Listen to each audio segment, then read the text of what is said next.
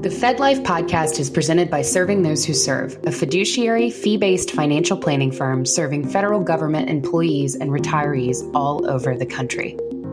This podcast is for informational purposes only and is not intended to be taken as financial advice. All listeners should consult their personal advisors before taking any action. The opinions expressed by our hosts are their own and do not reflect the views, policies, or position of Raymond James. Securities are offered through Raymond James Financial Services, Inc., member FINRA SIPC. Investment advisory services are offered through Raymond James Financial Services Advisors, Inc. Serving Those Who Serve is not a registered broker-dealer and is independent of Raymond James Financial Services, Inc. And now, here are your hosts. Dan Sipe serves as a branch manager for Raymond James Financial Services and Serving Those Who Serve. Ed Zerndorfer is our guest and federal benefits expert in the space. Hello and welcome to this episode of the FedLife podcast. I am your host, Dan Sipe. Additionally, I'm the branch manager here at Serving Those Who Serve and Lee Sipe and Associates. And I'm going to begin, as I always do, by saying thank you. Thank you for taking the time to watch or listen. But above all, thank you for your service to the government, to the country, to me, to everyone. In normal times, you don't hear it enough. You are definitely not hearing it enough now. You will always hear it here. Another thing you're always going to hear is the guru, Ed Zerndorfer. He's back with us once again as part of our ongoing mission to reach, teach, and serve you. If you're new to this, we follow Ed's FedZone articles, which you can find at fed-zone.com. They're nestled in our website. Great stuff, and we amplify a couple of them. There are plenty more in there. He writes them every week. You shouldn't miss them. It gives us one more way to reach and teach. So, folks, today we're covering a topic that many feds may not know or even consider, but one that can have a big impact when it comes to taxes and retirement. And that would be QCDs, Qualified Charitable Distributions, from IRAs. So Ed, as usual, fantastic article. Kick us off. What's a QCD? Yes, Dan. A QCD, a Qualified Charitable Distribution, is a distribution from a IRA. Now, normally, distributions from IRAs, we're talking traditional IRAs, are taxable. We take the money out of your traditional IRA, you have to pay tax at least on the accrued earnings, However, with a QCD, with a Qualified Charitable Distribution, when that distribution is made from the traditional IRA and is made out to send to a charitable organization, a church, a synagogue, a mosque, it could be the Goodwill, something like that, making a donation, and it's made from the IRA of a individual who's over 70 and a half. The distribution is actually tax-free. Now, what IRA owners have to be aware of is the fact that even though the distribution is made to, actually have to know two things, even is made to a charitable organization, it's going to be tax-free. You don't have to pay tax on a distribution. Normally, when you take money out of a traditional IRA, you have to pay tax on it. But in this case, it is not taxable. But also, and the other thing I want to mention is that the IRA owner does not get a charitable deduction. If they itemize on their federal income taxes, they're not going to be able to count that charitable donation on their taxes. They can't count it. So, sure. On the one hand, they don't have to count it as income, but on the other hand, they cannot get any tax deduction out of it. So it benefits a traditional IRA owner in several ways. I say that because one of the complaints we get all the time, and as a tax preparer, and I'm sure as a financial planner, you get this, gee, Ed, Dan, I have to take money out of my IRA and I got to pay taxes on it. Boy, I just don't like the idea of paying so much taxes. If I have a huge IRA, and we're talking in some cases $1 million to $2 million, that's going to be that required minimum distribution I got to take out each year is going to be a lot of money. I'm saying that because another benefit of the QCD is the fact that, as I said, it's for individuals, for IRA owners over 70 and a half. But once an IRA owner reaches what's called their required beginning date, now it's age 73, it will eventually be 75, they have to take out an RMD from their traditional IRAs, and the QCD will count as their RMD. In other words, they will not have to include it as income. So that's Gotcha. a real benefit. So the QCD can be very helpful, but individuals have to understand all the rules regarding QCDs. Well, one of the things you stressed in your article is that QCDs need to be coordinated with required minimum distributions. Yes, and I'm a prime example because I'm past I'm over age 73, so I have to take out an RMD from my IRA each year. Now, the key is this, that if individuals has reached their required beginning date, now it's age 73. And by the way, if we have a federal employee who is 73, who's 73 or older, and they have an IRA, they may still be in federal service, but they are required to take an RMD from their traditional IRAs. Even though you're still in federal service, I'm saying that because there's an RMD from the TSP also. It's a separate RMD. And if you are in federal service and you reach a required beginning date, you're still a federal employee, you do not have to take an RMD from your TSP. But you do have to take an RMD from your IRA, even though you're still in federal service. And that applies to anybody who's working in private industry. They're still working and their company has a 401k plan. They don't have to take an RMD from their 401k plan, but if they have a traditional IRA, they got to take an RMD, and that's where the QCD may be helpful.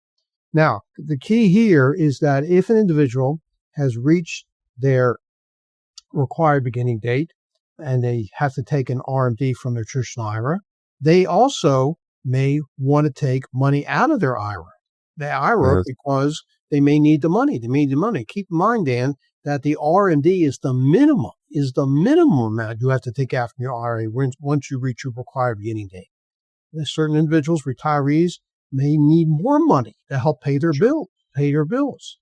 So here is what IRA owners who've reached the required beginning date have to keep in mind: that in any year that you're subject to taking an RMD, you're subject to the rules regarding an RMD from your IRA. If you want to take advantage of this tax break in which your RMD will not be included in income, that you have to take your QCD first before you take other money out of your RM, or take the money out of your IRA if you need additional funds. And I think the best way to illustrate this to an example, I gave an example in the column, and I think a lot easier to understand what I just said if I go to the example. So, yep, please do. Go to the example. So my example here is we have a person named Kathleen. She's 76 years old. She's past her required beginning date. So during 2024, she has an RMD from that IRA of $12,500. $12,500. That was in the year 2024. That was Kathleen's IRA RMD. And she actually took that in March 2024. Okay. But then in December 2024, she took out another $12,500 from traditional IRA, thinking it will qualify as a QCD. She wasn't aware of the fact that by taking that first $12,500 for the RMD out, that later on she could do her QCD.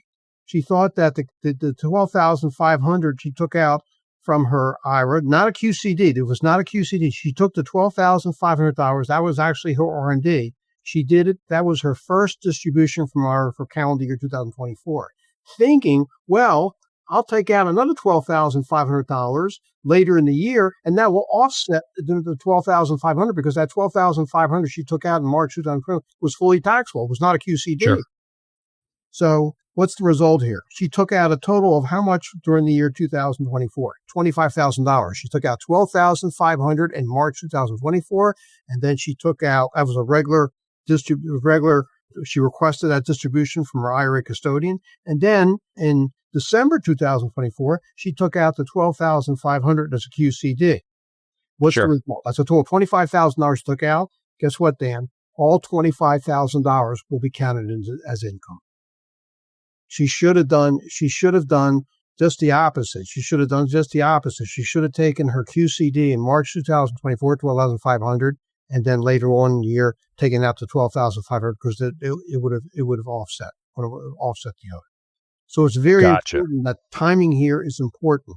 That that IRA owners who are subject to RMD, that they take out if they're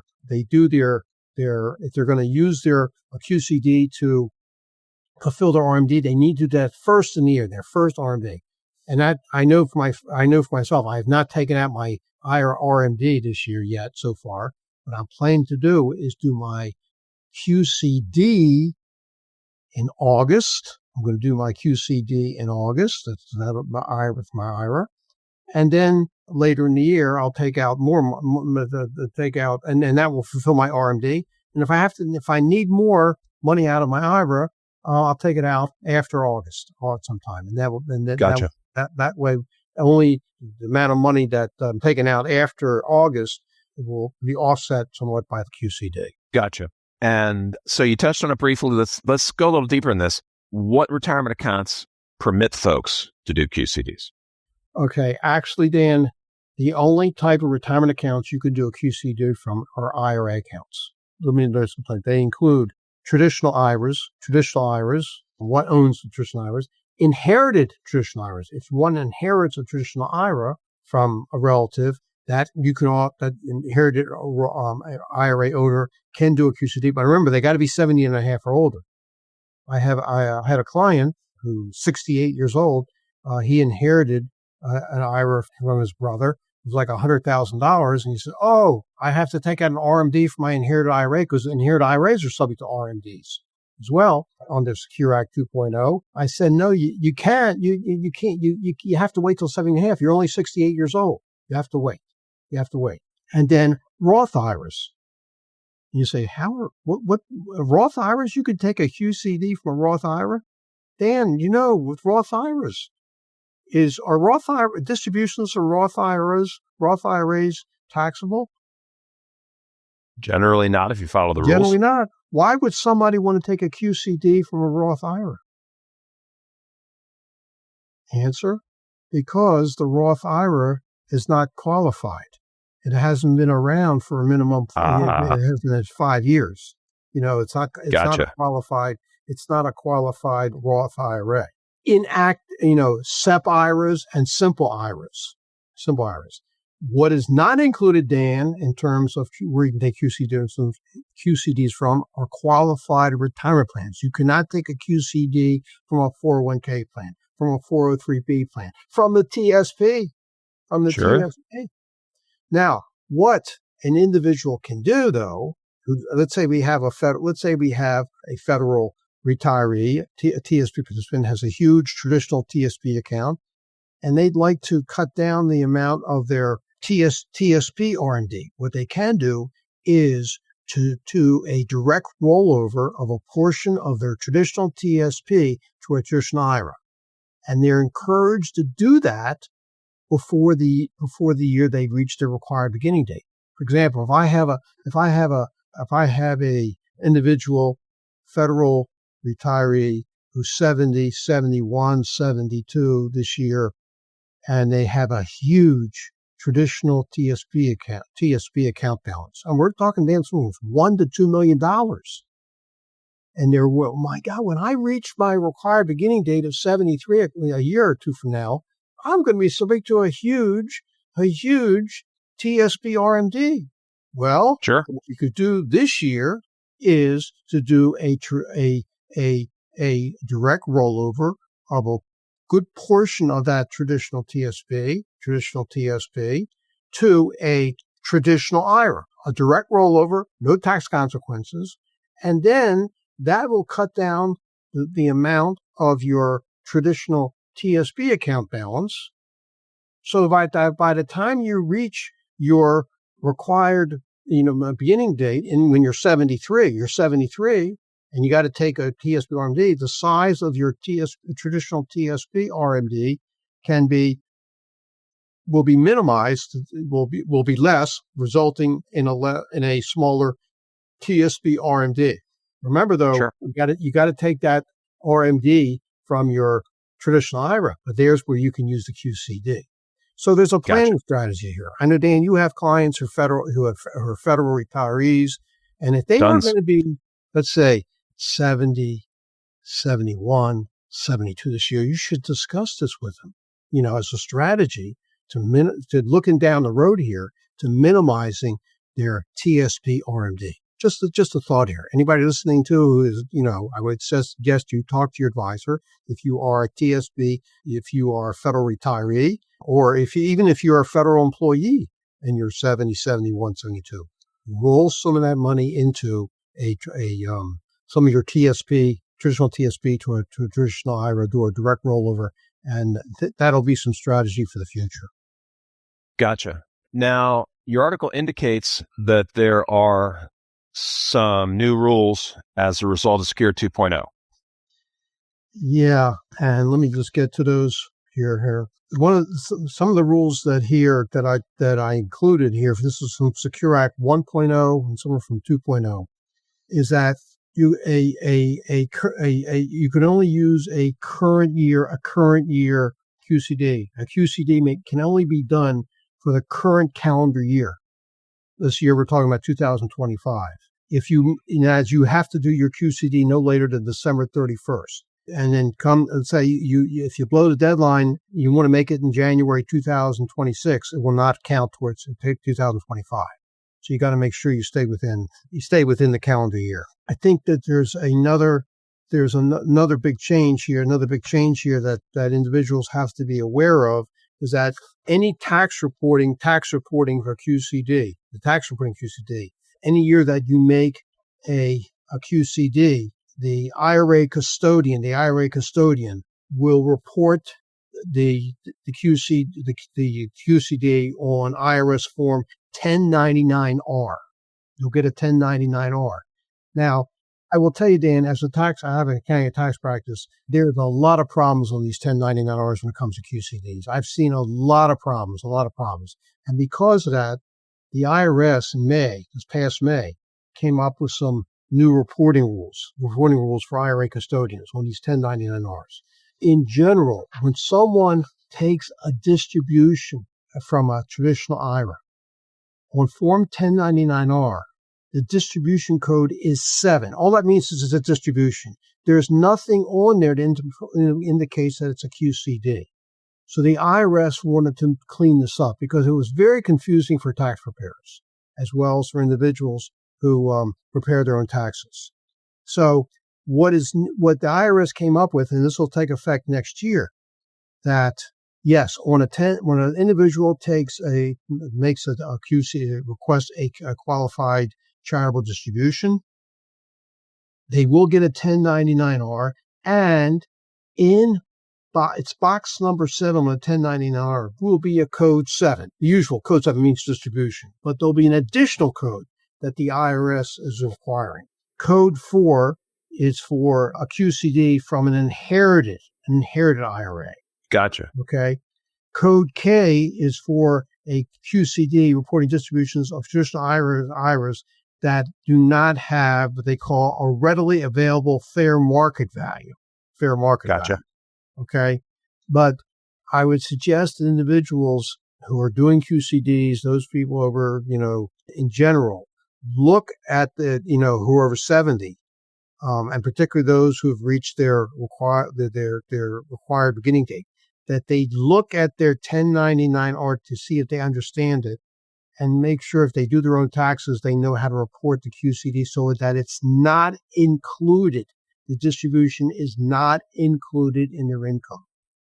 I've had some problems in the past with clients who are 70.5 in which they did their IRA custodian did not report the QCD properly. The result was they had to end up including the QCD in income when in fact it should not have been. So it's very important.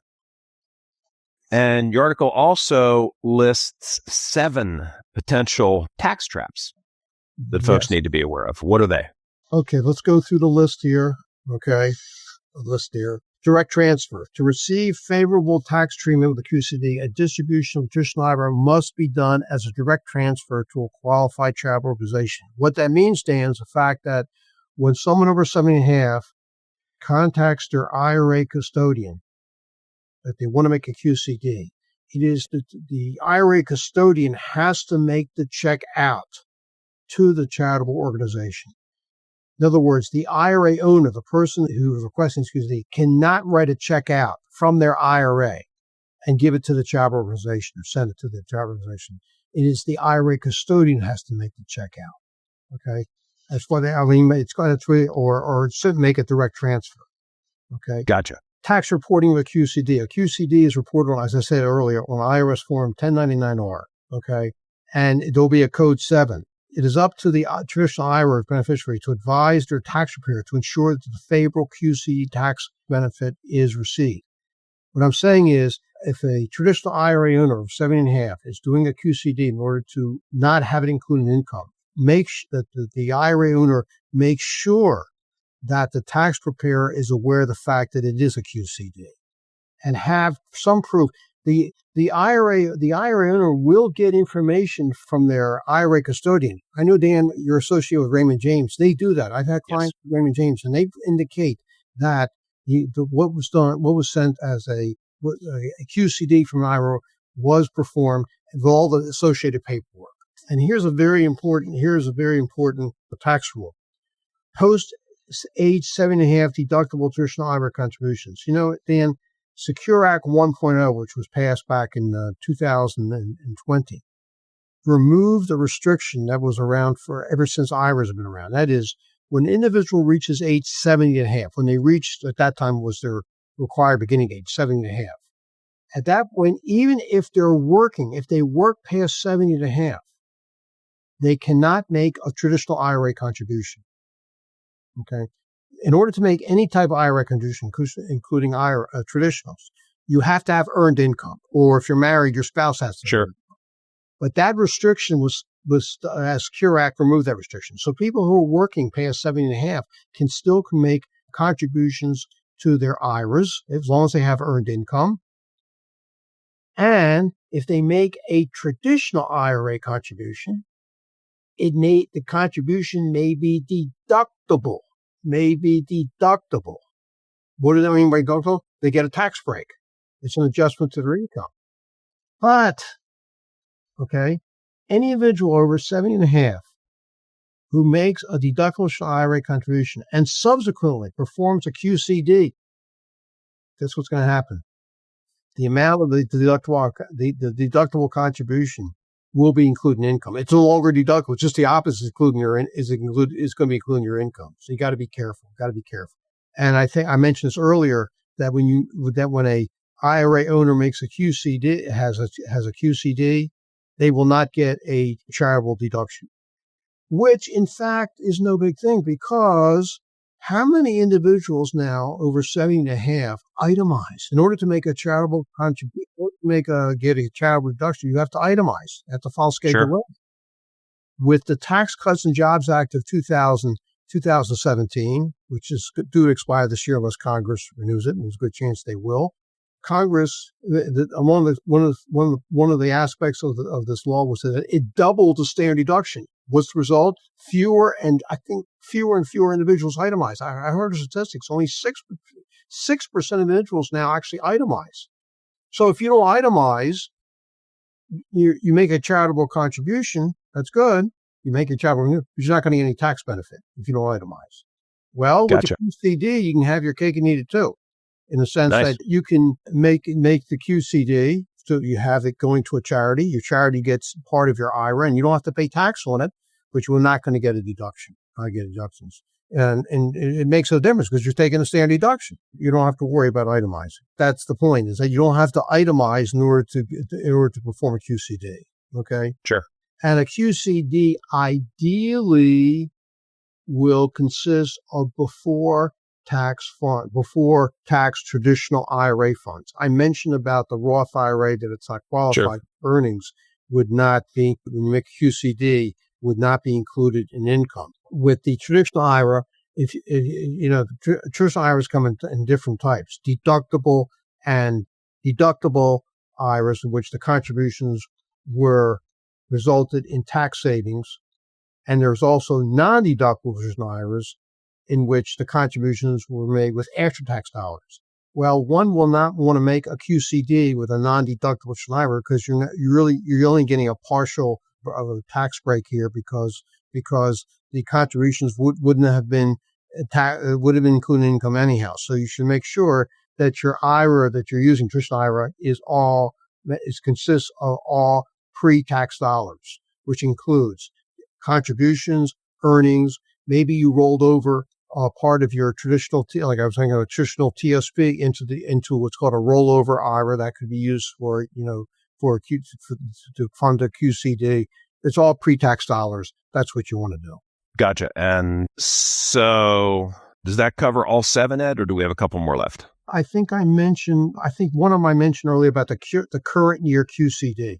That if you want to make a QCD for this year, for a QCD for 2025, you're eligible to make a QCD. You have to do it before December 31st, because if you make it, let's say on January 2nd, I intended to make this was for 2025. It doesn't work that way.